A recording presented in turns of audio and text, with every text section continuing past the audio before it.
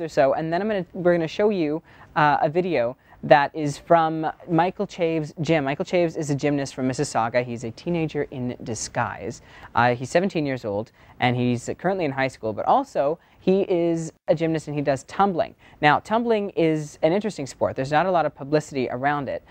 Basically, it's really cool flips on a padded floor, and that's as much as I can describe it, because I don't know the proper terminology. Anyways, when we caught up with Michael at his gym, basically we went over how to do some tricks that he usually would do, like the technique that he uses would be rolling and jumping and running, things like that. So make sure that you stay tuned for this segment, because there's a lot of interesting tips in there as well. You can try some of these tips at home, so don't break anything, but you should try them.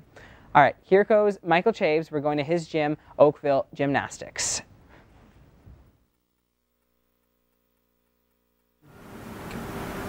Well, hello there and welcome to Change. I'm here with Michael Chaves. We're here at the Oakville Gymnastics Club, and we thought that it would be better for you guys to see what he does instead of me going ahead and explaining it. So Michael, welcome to the show. Welcome, thank you.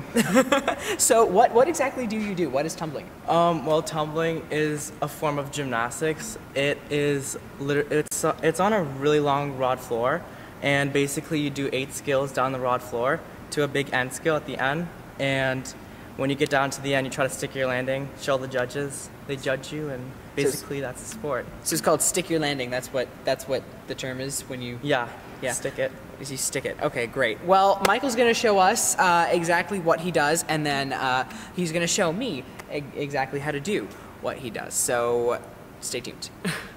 So Michael's going to jump for us and show us what he does. And all right, here goes Michael Chaves.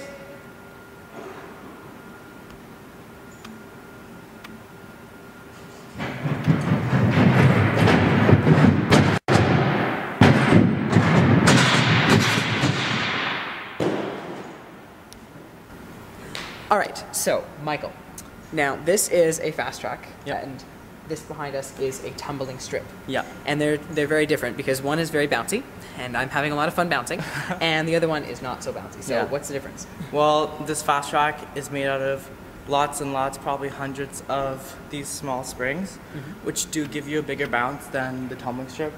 It's a little bit more comfortable for your feet too. But the tumbling strip is made out of fiberglass rods. There's about, I think, maybe around 80 to 100 rods in a tumbling strip, and the tumbling strip is bouncy, but you kind of have to work a lot harder than you do on a fast track to get the momentum and speed you need to pull a pass with. Okay, so the tumbling strip has to be harder on your feet then? Yeah. Yeah. Does it hurt after a jump, or? Well, when I was younger, when I first joined tumbling, I used to get lots of wrist and ankle problems because I was kind of weak with my wrists and my ankles. But after a while, I grew up, and like my body was changing. Like my wrists were a lot stronger. It does not hurt anymore.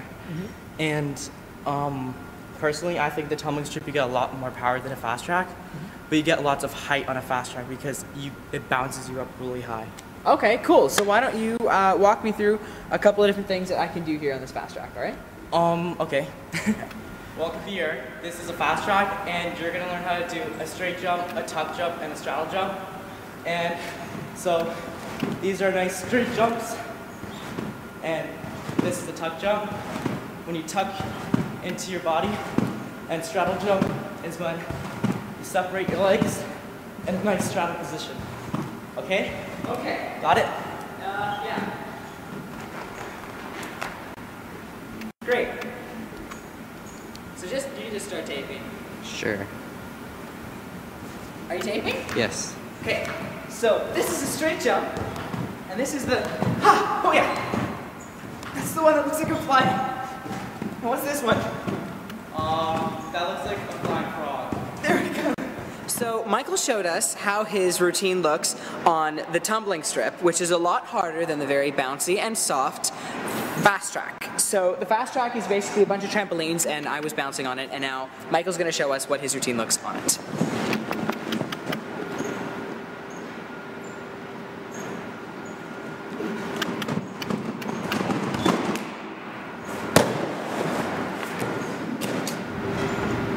Michael, thank you so much for letting me come into your gym and see what you do. And now we're going to meet your coach. This is Don. And you've been coaching Michael for how long? Gosh, we've been coaching Michael now, I think, for 5 years. 5 years. Wow, that's a long time to spend with somebody. It is. Yeah? It is. But, you know, we started coaching him when he was younger. Okay. And he came out of artistic gymnastics, and then he joined the tumbling program, and he started off doing very simple skills, and now he's progressed up to some of the highest level skills in Canada. Awesome. Well, it's very nice to meet you, Don. Thank you so much for coming on the show. And we'll be right back with an interview with Michael Chaves.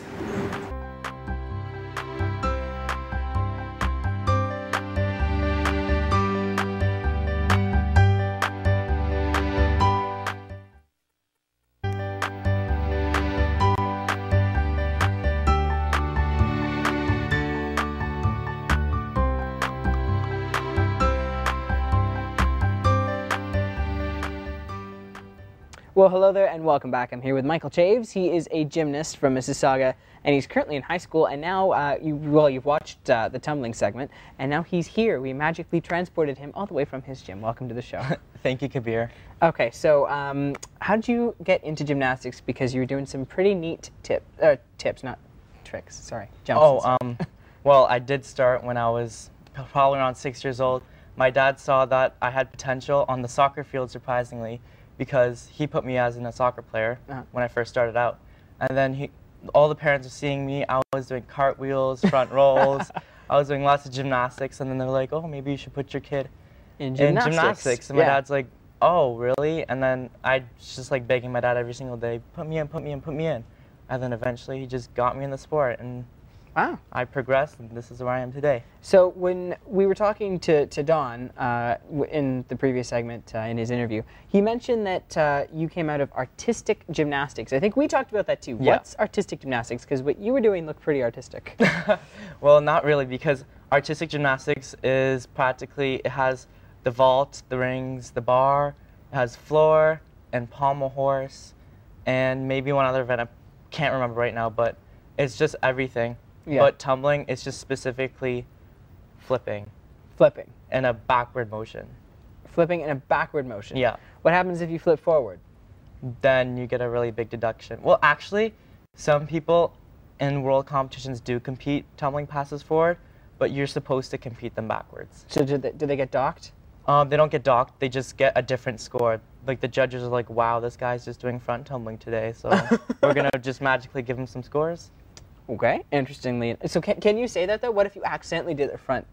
You can't really accidentally do it because you train it every single day. Okay. 5 days a week. Makes sense. So after being at the gym for so long, your gymnastics club, how long have you been there, by the way? It's probably been 5 years before at Oakville Gymnastics, and I've been at Mississauga for 4 or 5, I can't really remember. And that was your previous gym? Yeah. Okay. So what kind of relationships do you have now at your Oakville gym? Because 5 years, you know, going there so often, because you go there how many days a week? Like, I go there sometimes 4 or 5 days a week, and I train there for 3 hours. So do you have like a gym best friend? Yeah, I do have lots of gym best friends. Like I've been going to this gym so long, like I have so many good friends that go there. I even have a really good friendship with my coach. He's my mentor. He does everything for me. He knows what's best for my health, for my gymnastics. And same with, well, I have 2 coaches actually, Dawn and Nikki. Oh, yes. But but Nikki wasn't in the other film. She had to leave conveniently. Yeah, she was a bit camera shy. Yeah, a little bit. Yeah. So, Nikki, this is a message to you. Next time, I'm going to get you. But anyways, so your relationship with your coach you're talking about, that's obviously really important. Like, what if somebody doesn't get along with their coach? If they don't get along with my coach, they kind of have to because they're going to be there every single day of the week. But if they don't, then they don't really have to talk. My coach is just there. He just gets paid to support and teach gymnastics. Okay. So you can't really have a bad relationship with your coach, otherwise it's not in your favor. If you do, like, you can have a bad relationship as long as you don't do anything against the rules. Okay. So, you know, don't like, you know, slash his tires or something. Yeah. Okay. Well, Don's a pretty nice guy, and so Nikki's a really nice girl. So you know, I'm sure nobody would ever do that to him. So okay. So now your body is obviously important. Yeah. At the gym. Very important. Now, what do you do personally to make sure that your body tip-top stays in for Well, I do compete 5 days a week, and on top of that, I have a really good meal plan, have a diet. My mom makes sure that I get all the nutrients and carbohydrates that I need before gym and after gym. I train, like I said, a lot during the week.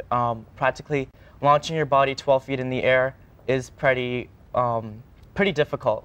So your body does get a really big impact, hence why I'm kind of short. I don't really grow that much because gymnastics, you kind of have to be short in the sport. But there are lots of tall gymnasts.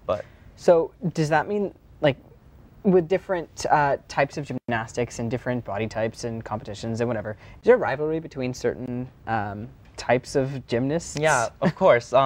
There is lots of rivalry because we do a competitive sport and it's very individual. It's only you and yourself competing on the strip. So our club is rivalry with other clubs in the world and Canada and Ontario, but that's just basically the sport. Like that's something you have to deal with because people are going to want to beat you. You're going to want to beat other people. You got to make score. Yeah, definitely. All that stuff. I guess it all makes sense then. Yeah.